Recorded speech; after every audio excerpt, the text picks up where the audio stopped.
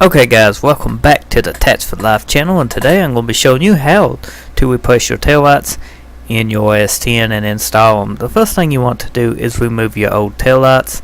They are two screws that holds them in on the side where your tailgate is located.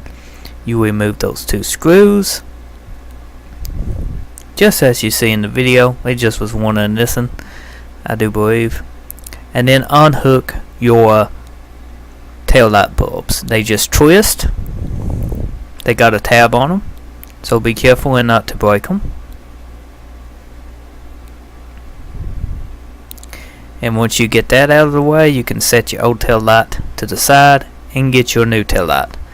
And to install, you basically just twist your tail light bulbs back into the socket, and then add your two screws that you removed back into the tail light,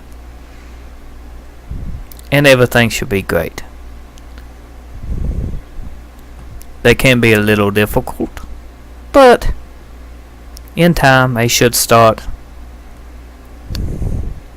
just like so.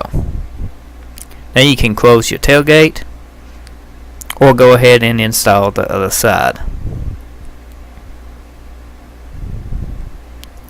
And here's the S10 with both taillights installed. Looks great. Suits the truck.